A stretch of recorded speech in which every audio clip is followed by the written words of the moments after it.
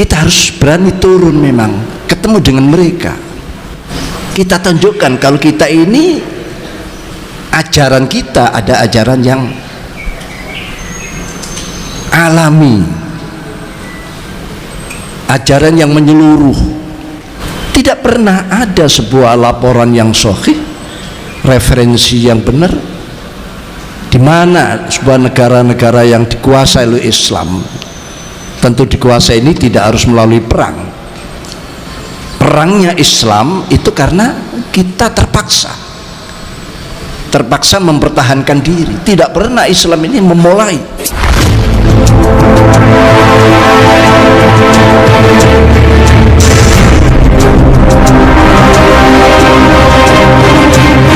Kalau kita membaca bagaimana kelahiran Nahdlatul Ulama, dari nama, lambang, dan semuanya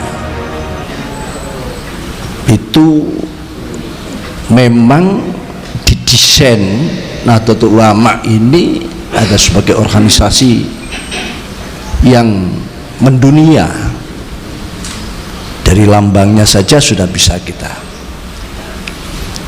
dengan gambar bumi yang di situ nama Nahdlatul Ulama, dotnya saja yang merupakan huruf yang dibanggakan oleh Rasulullah SAW. Ana afsahuman nataqa bid-dot. Ini saja melampaui daripada gambar bumi itu. Maka pas sekali jargon moto yang dibawa oleh ketua umum kita pada khususnya, yang mendapatkan respon positif karena itu sebuah kebenaran, adalah merawat jagat, membangun peradaban. Jadi pada pengurus saat sekarang ini, yang harus kita bicarakan, kita bahas adalah tentang bagaimana keadaan dunia. Bukan kita lalu hanya berkutat di tempat-tempat yang sempit, karena Islam itu sendiri adalah alam, bukan ulama. Dan NU itu sendiri adalah merupakan miniatur Islam. Apa yang diperintahkan, diwajibkan oleh Islam, ya diperintahkan oleh Nahdlatul Ulama. Dan sebaliknya, apa yang dilarang juga dilarang.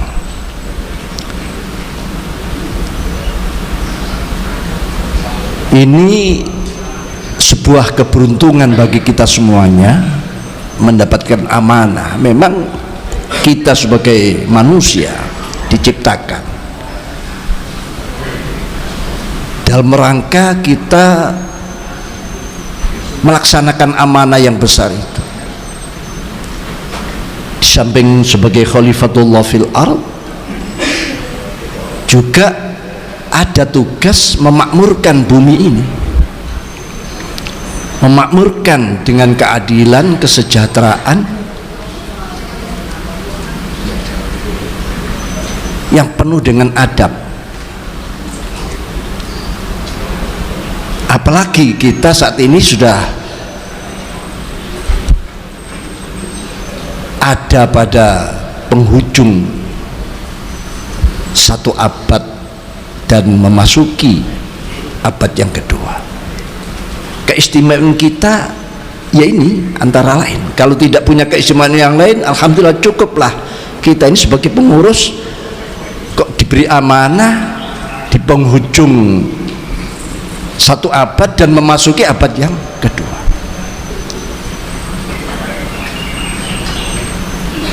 Karena itu sebuah zaman peralihan untuk yang terbaik. Maka di samping nikmat uzma kita ada pada Jam'iyah Nahdlatul Ulama, yang mana Jam'iyah ini ya SK para wali, di samping adalah bentuk istima, kumpulan ya seperti saat ini, yang mana istima ini akan yurisu al istima wal istima yurisu al ittiba wal ittiba yurisu at tahaqquq bi haqqil matbu.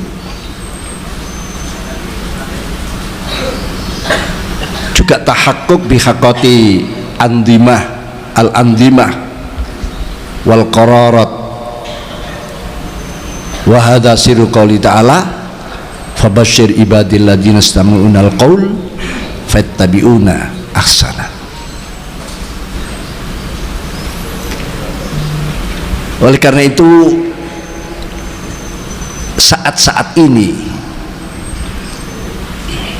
pekerjaan kita, tugas kita, di samping bagaimana cakrawala dakwah yang mendunia ini, juga bisa mengoreksi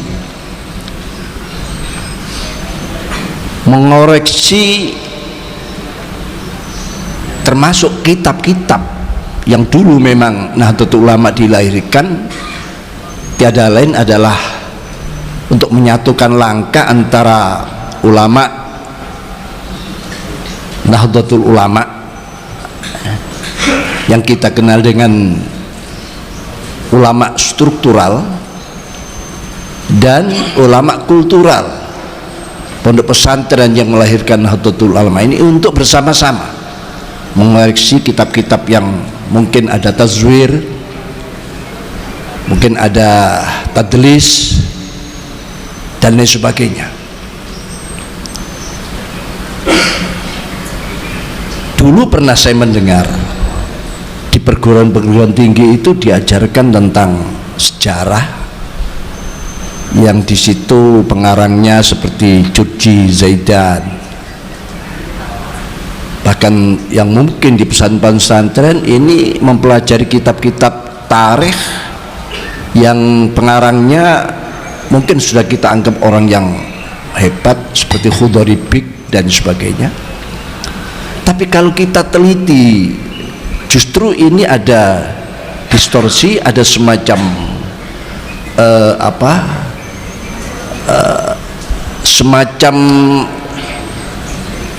manipulasi sejarah.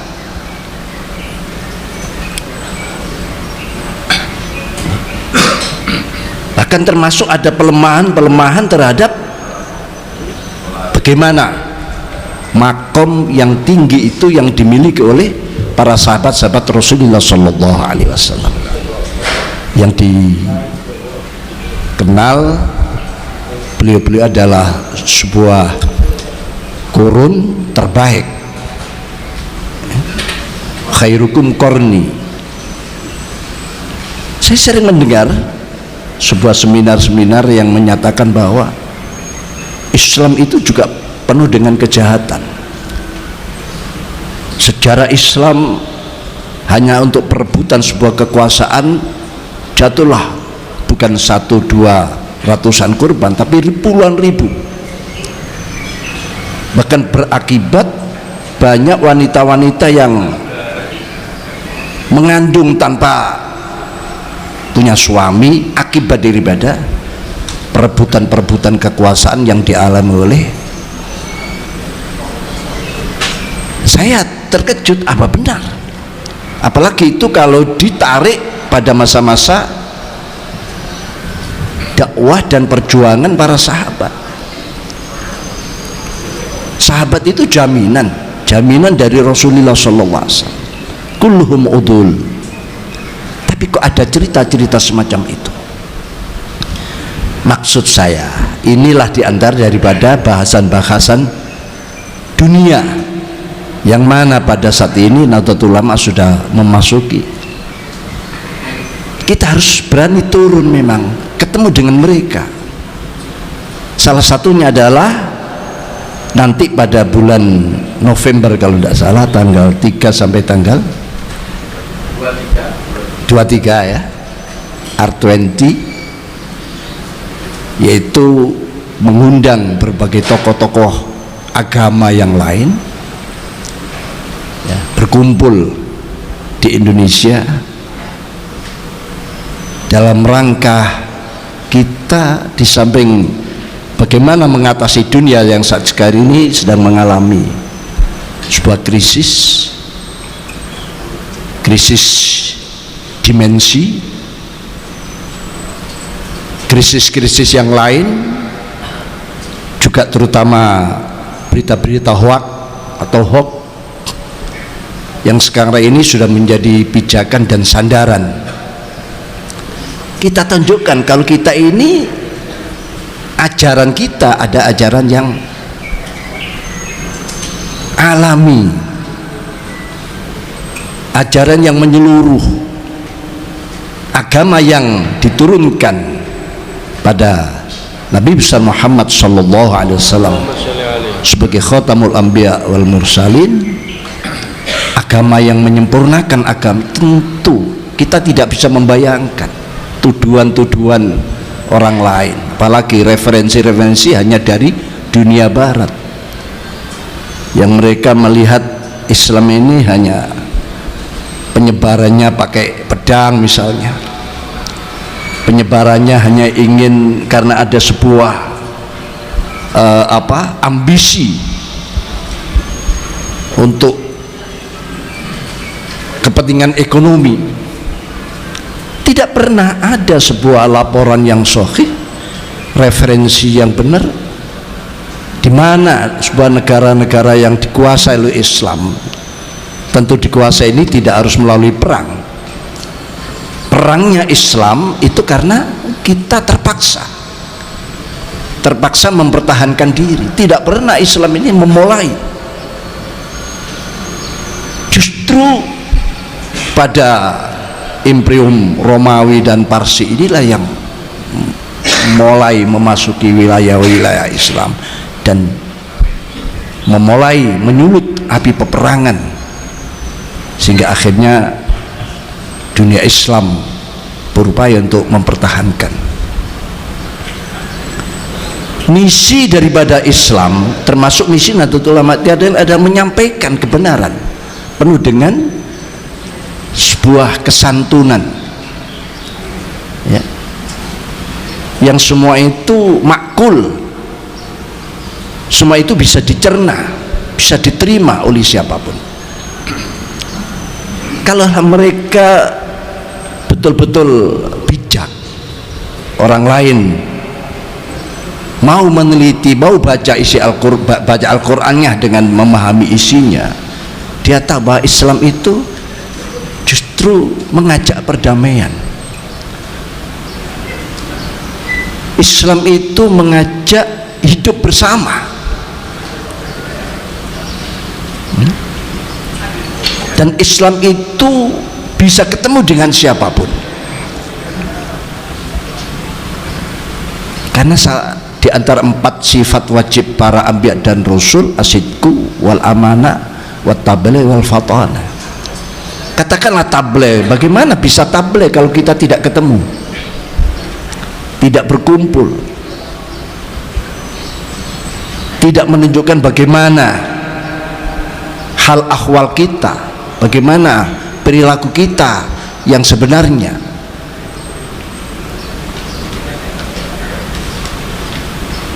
Jadi dalam sejarah yang sebenarnya sebetulnya tidak ada penolakan dari negara manapun mulai awal dengan ajaran-ajaran Islam itu sendiri. Mereka welcome, marhaban bi khudurikum. Hanya karena sejarah yang sudah diolah oleh dunia barat yang penuh dengan kebencian, itu akhirnya mereka, ya karena itu tadi kekurangan referensi. Lah inilah kewajiban kita sebenarnya, kewajiban kita bagi para pimpinan Nahdlatul Ulama di semua jajaran untuk memulai membicarakan hal-hal yang bersifat syumul, sifat tanpa juga meninggalkan hal-hal yang selama ini kita lakukan. Karena kita harus memang ada kenaikan. Pertemuan semacam ini akan terus kita lakukan. Bahkan saya juga sudah memberitahu pada ketua umum, pada nantinya Suriah juga akan turun ke bawah. Tentu juga melihat situasi, kondisi dan waktunya, pembagian waktu. Karena menyapa kepada warga yang di bawah itu sesuatu yang membuka kebanggaan dan semangat. Terutama selama ini kita di pimpinan kepengurusan yang tingkat paling bawah, apa itu ranting atau anak ranting, sebetulnya kan mereka itu pemilik Nahdlatul Ulama. Sebetulnya mereka itu yang tahu sebetulnya apa yang terjadi di tengah-tengah masyarakat, dan mereka yang bersentuhan langsung dengan umat. Harus kita beri rasa bangga. Kalau mereka kita layani, kita rawat, insya Allah lah kebesaran Nahdlatul Ulama, terutama kita fahamkan mereka dengan jam'iyahnya, bukan sekadar jamaahnya yang gerutak-gerutuk itu. Dan sampai sekarang masih banyak ya, entah ini sudah menjadi khosois kita, gerutak-gerutuk itu.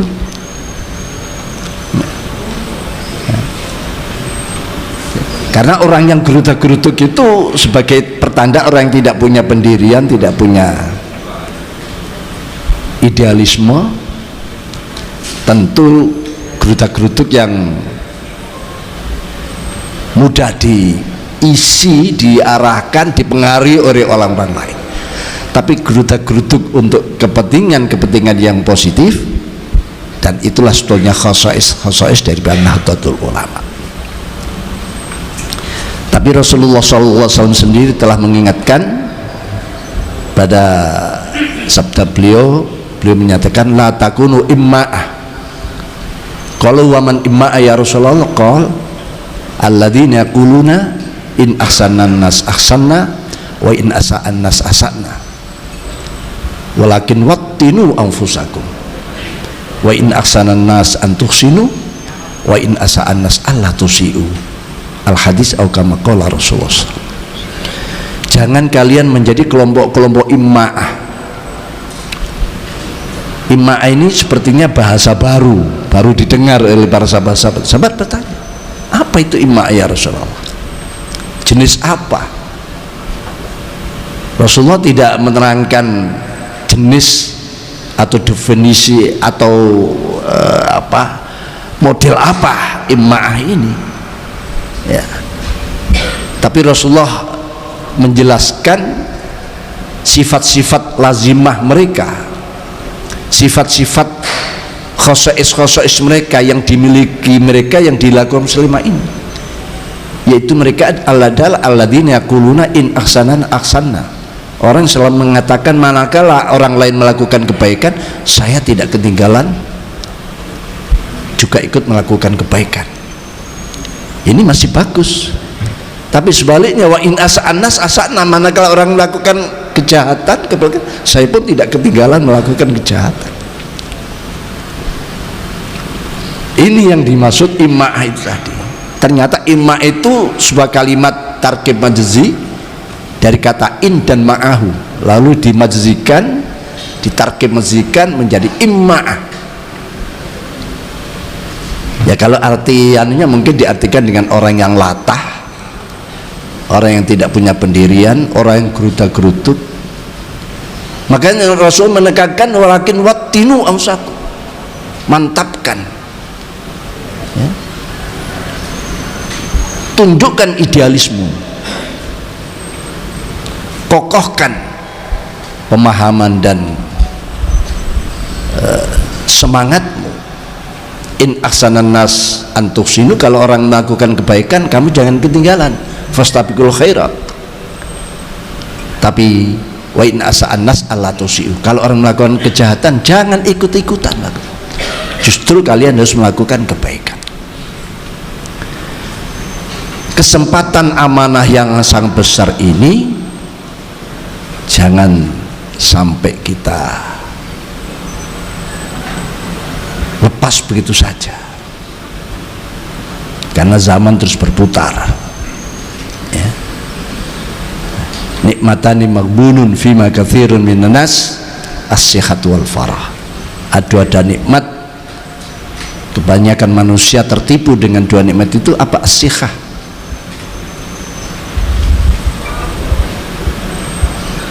ada kemampuan, amanah ada di tangan kita, kepengurusan Nahdlatul Ulama ada di punggung tanggung jawab kita, bangun dan rebahnya apa kata kita, ini harus kita manfaatkan.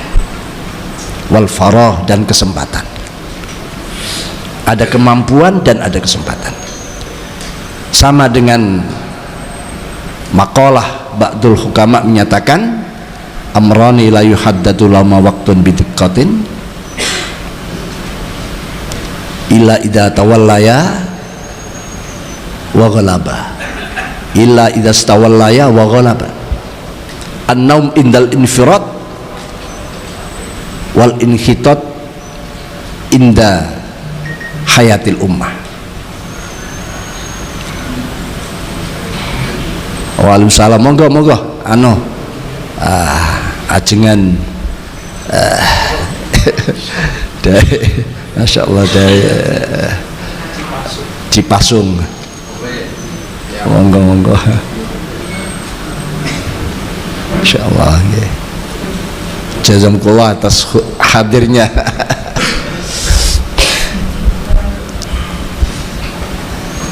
Alhamdulillah.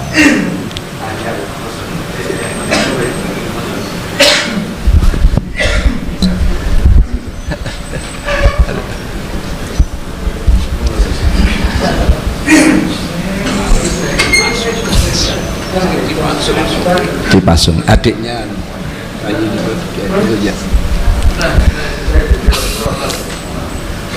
An-naum indal infirat, tidur di saat kita merasa single majority. Tadi sudah sebutkan, itu yang ngaku, yang artinya ngaku itu berarti orang yang sudah punya hak-hak kewajiban sebagai anak bangsa ini. Mungkin waktu pilkadal, pil yang ada kadalnya itu dia punya hak, itu yang 59,5% itu tadi. Yang masih belum punya hak mungkin banyak. Jadi kita mungkin jumlahnya semua 75 sampai 80% dari jumlah umat Islam yang ada di Indonesia itu kita. Ini belum terhitung yang ngaku tetangganya NU, ngaku kerabat familinya NU. Jadi an-naum indal infirat, tidur di saat merasa single majority.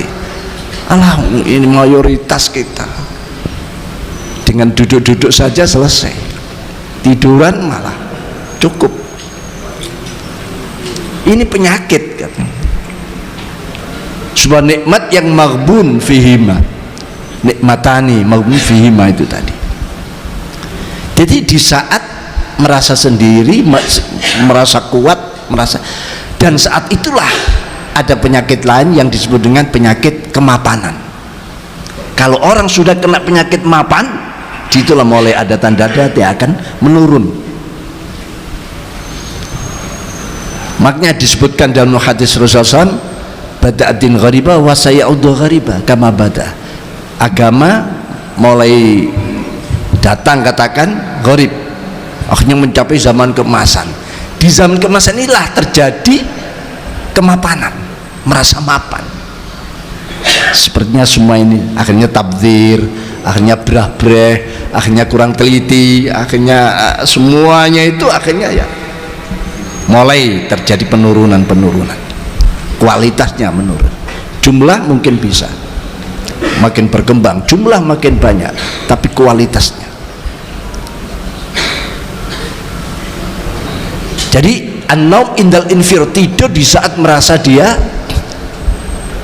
single majority, wal inhitat indah hayatil ummah, menurun kinerjanya, semangatnya dan semuanya, di saat organisasi lain, jamiah lain mulai menata. Sebetulnya yang antri ingin menggantikan posisi kita itu sudah lama. Berapa tradisi-tradisi kita, amalia-amalia kita yang diambil mereka agar mereka bisa menarik simpati dari kita, yang semula menganggap yasinan bid'ah, tahlilan bid'ah, ziarah bid'ah, mereka melaksanakan. Tujuannya ingin mengambil kita. Jadi orang lain, jadi saya pernah mendengar ada kelompok menyatakan, kapan ya waktunya kita gilirannya menggantikan posisi Nahdlatul Ulama di Indonesia. Sudah lama ini Nahdlatul Ulama ini menjadi penyangga, menjadi organisasi terbesar. Jadi wal inhitat indah hayatul ummah. Tentu itu upaya-upaya, makanya penyapaan inilah penting dari PB mungkin sampai ke tingkat, ya mungkin sampai tiap cabang. Tentu cabang kan bisa mengundang MWC rantingnya lah, nanti dilanjut PW juga begitu, PC juga kayak itu, dan sampai tingkat saling menyapa. Insya Allah ini akan tidak terpengaruh. Kalau kita merasa besar lalu tinggal duduk-duduk saja, nanti akan kecelik kita 10 tahun lagi, ternyata hanya segini kita. Nah ini makanya ini amroni la yuhaddallahu ma waqtun bidikotin, maksudnya kerugian dua hal, akibat dua hal ini tidak bisa kita perkirakan, tidak bisa kita sangka, kecuali kalau sudah idza stawallaya wa ghalaba, kalau sudah menjangkit, kena penyakit yang kronis yang sudah sulit bisa kita obati, sudah rebahlah kita, jatuhlah kita, jatuhnya itu sudah sulit untuk bangkit kembali. Nah ini hal-hal yang mungkin kalau itu jadi hal yang penting, monggo, kalau mungkin ada konsep-konsep yang lebih baik. Para kiai, para hadirin, saya mungkin tampak agak aneh pakai baju biru ini. Ini saya pakai di kegiatan Nahdlatul Ulama 3 kali ini. Khusus ini. Pertama ziarah makbarah muassis, yang kedua saya bawa ke PB, tiba-tiba mau pulang saya diminta oleh, waktu itu masih Katipam, ketum, diminta untuk ini launching buku PBNU itu mendadak, itu mendadak, jadi saya pakai baju dan yang mengajak saya sekarang jadi ketua umum PBNU. Yang saya kenang itu ya kenangan ini tadi. Kenangan apa? Kenangan saya berdua ini pernah dalam satu kesurian. Harapan kami, beliau sudah menjadi ketua umum dan dia jangan lupa suriahnya.